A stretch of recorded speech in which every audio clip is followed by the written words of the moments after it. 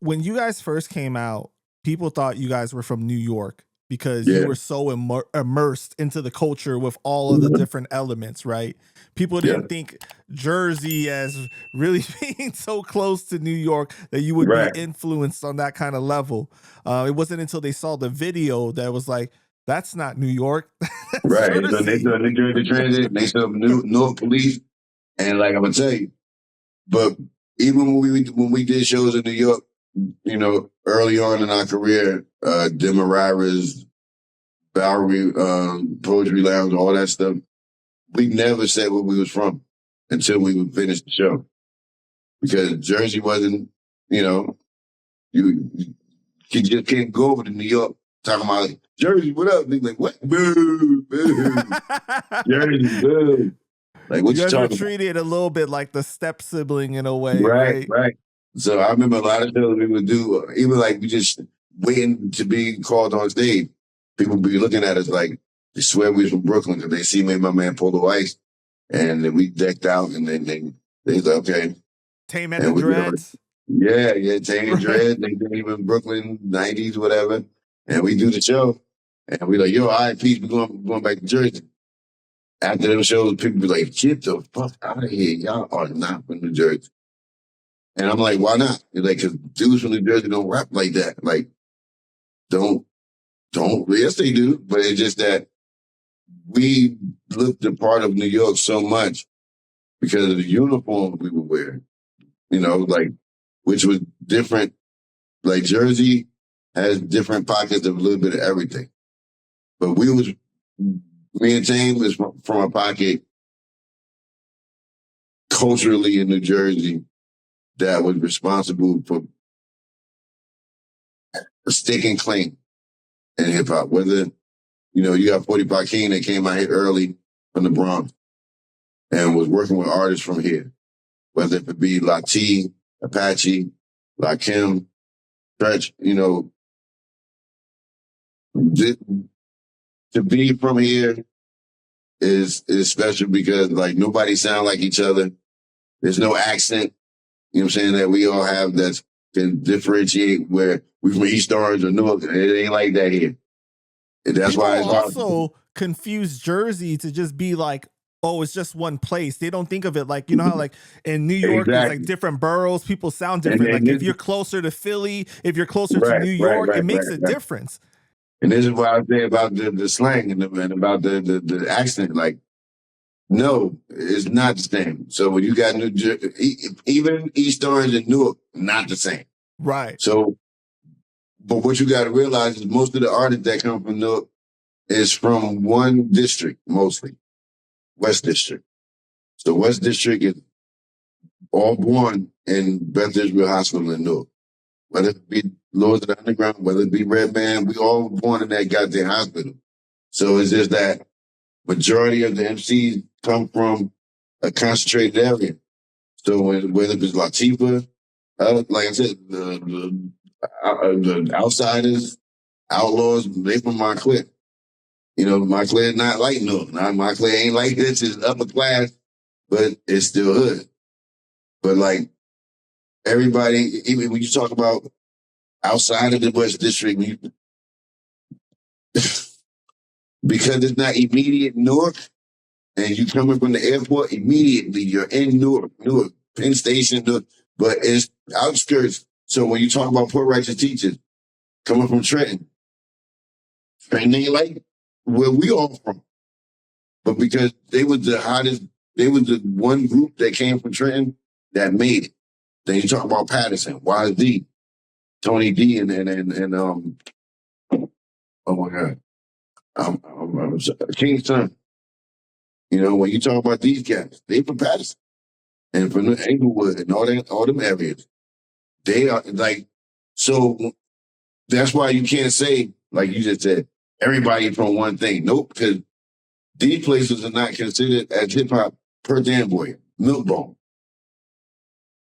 Milkbone is from Perth Amboy, New Jersey, which was known for us to go to that movie theater. So when he came out, that was where Perth Amboy represented them. There's so many different parts of Jersey, but because we immediately, Even my bro, Big Lou, he's from Camden, New Jersey, and he Right. I was about to say that. Phil Sweetenberg, Camden, New Jersey. They had a group called Nut House. My man Dave Ghetto, he in Miami right now, but Phil Sweetenberg and Dave, they come from Camden. Camden is the last stop before you get to Philly. But then because they're from Camden, a lot of people consider that it's South Jersey, but a lot of people consider that Philadelphia. The slang, the stuff that they pick up is a little similar to that, right? To Philly. Right. But what I will say, Camden, not like it used to be, but woo, boy. You ain't going to be from North Jersey going down to South Jersey, mess with them niggas down to Camden, boy. No way. No. Yo, I be talking to my bro Lou all the time, and he tells me, he's like, yo, people don't realize Camden is like on another level. Camden was like the murder capital of the country for years. And they cleaned that shit up. But it's like, everybody know that. You know what I'm saying? Like, so like, not now when you watch First 48 and all that, you know what I'm saying? You see where they be at, but they could have been in Camden. They could have had the First 48 back in the day in Camden. Camden was tough. Why do you think that New Jersey is so underrated or doesn't get the respect it deserves? Is it because of just New York? Like, because it being that? Yeah, man. Yeah. Because there's so many talented people that come out of Jersey, though. Like, Lords of the Underground. Shout out to Do It All, man. Without even talking about hip hop, we could go active for active. We got mad people here. So, but we're little brother. The little brother to New York. We get everything from them. So like, but New York does know about Jersey. And how we get down. They consider like places in Jersey to be like New York, like East Orange, all this here, like Brooklyn. Harlem was like Newark, downtown, coming from downtown Newark, and projects are right there. All this stuff is gone now.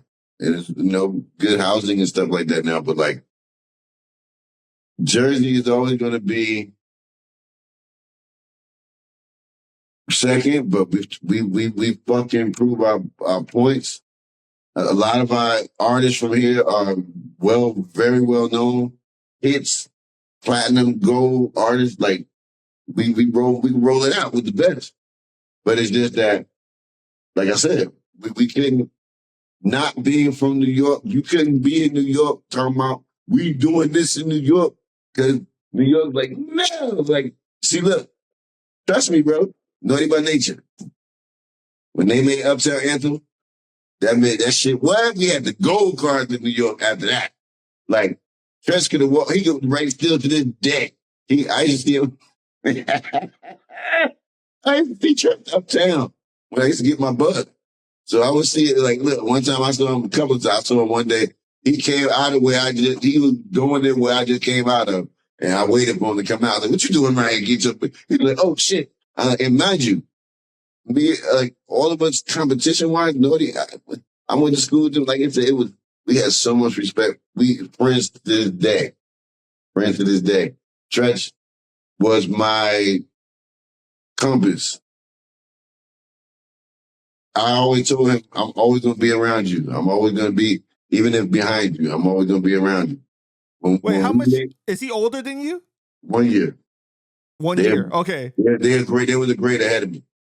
So like when Ronstadt came out, listen, the first person I saw Treach, I was still working at my job. I was working at a hospital in X-ray. So I was on my lunch break and I'm buying sneakers and I'm on my lunch. And I saw him go in the sneaker store. And when he saw me, he said, L, you have arrived, my brother. I love you. I wreck it. I love you. We went to high school together. He said, I just want to tell you, they triple platinum, they platinum. And he telling me this, and he gave me a hug, and he's like, yo, I'm really happy for you. Because I was always, like I said, runner up. But that taught me a lot to, like I would say, not until I got to the second Artifacts album, I was in control of what I wanted to say and know what I wanted to say, know who I wanted to be. And because of a lot of things that we did early that was celebrated by even people I not say, like, when you have these competitions, there's no beef. But for him to acknowledge me in that way, the things that I remember, we went all the high school battles, talent shows. He told me that, "L, I'm glad you're here." So I always felt like that was a good thing, you know, that it was like, welcome to the club. That's a solid move because he gains nothing from telling you that. That's just more of like, I'm doing this because of me. Like, I really feel this way towards you. You know what I'm saying? Like, right. And because he knew how much respect, a lot of respect, a lot of us have for him here in the hood. You know what I'm saying? From me to Chino, Redman, all of us. So, and when I see him today, I'll see Treach today. And the first thing he was like, I remember when me and Tame did a show with them, and his man booked me and Tame. And Treach was happy as hell when this was happening. So he was at the door. We was coming up the street to the door at the beginning of the club. And he saw me and Tame from a distance. Before we even got to the door, he's like, the lyrics is coming. The lyrics coming in the building today. Look at y'all motherfuckers. I see what y'all about to do. I see y'all. He said, I know what y'all about. L, come here. He said, yo, I know what the fuck y'all about to do, bro. I said, man, look. So, but for me, him doing that, it took me back to, again, high school. Because this is the guy that motivated me to be what I am today. And then we are the best of friends. What was his personality like early on? Early on? And I hope he see this too. My man, what? You could not touch him. Yeah. My man, impeccable around. Like, walked around like that. Like, how did they walk around fly money? He walked around like, I am the best dude. Trust me, we got Mike C, one of the best MCs out here. My man Maceo back in the day. Unique, my man Unique back in the day. But Treach was special. And everybody knew it. That's why he started now. Right. We knew when, you know what I'm saying? Like, that Ghetto Bastard video song is really who he was. And still to this day, but like, you saw the star rise. You saw him already, no different than how I say with Tame. When I met him and when I heard him rhyme, I'm like, my man already know what he want to do. You know, and his rhyme pattern, like that. Treach's rhyme pattern and his cadence is like, it doesn't get like the respect it deserves as far as how much he impacted other artists. You know what I mean? As the time went on, yes, that started happening, but for the people that know Eminem said, it influenced a lot of people. People who sounded like him, dressed like him, moved like him. All that, you know, they couldn't help it. But like, and today he's still working, acting, businesses and stuff. I see him all the time, and we still, you know what I'm saying? Nothing gonna change with that. But like I said, these people like him, you know, gave me a reason to want to rap. So when he found out I rapped in junior high school, and I walked on that stage, Treach walked his ass down the aisle and was standing. He was like this. Look, I'm on stage right here. He like this on the stage, like not on stage, but like in the front of the stage, letting everybody know in school. Like, no. I'm him. That day he saw me. He was like, "Yo, so like, I didn't know you rap." I was like, "Yeah, I rap."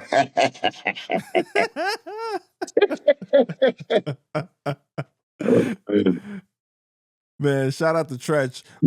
To go back to what we were talking about, like so many talented artists come from New Jersey, right? Redman, Lords of the Underground. Shout out to Do It All, man. I got to interview him. Great brother, man. You know, Queen Latifah, Fugees, Outsiders, Ice-T. Like, you know, I feel like there should be more respect.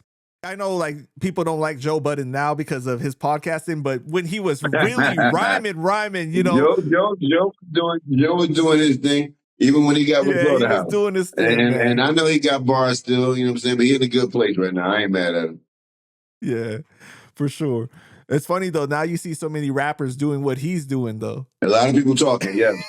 A lot of people talking. It's not, look, I hope a lot of these records that have been coming out the last in 25 make a lot of people you know, want to go back in the booth. But I think people got monetization in their brain, and they ain't thinking about it. They like, look, I'd rather talk and make some money than go in the booth and try to rap. Like, because you don't really, well, I mean, there's still a skill to it, to talking, but like there's less of a skill required to talk than there is for rapping. But he had a good speaking voice, and he got his voice deep. And when I saw him on ESPN, I knew he was probably, after rap, he was going to get a job, something like what he's doing right now. Well, I mean, he started off like what on Hot 97 too, like with the Angela Yee and stuff. He did like a lot of different stuff before then too, though. But But once people saw him talking on First Take, that was the rap. For sure.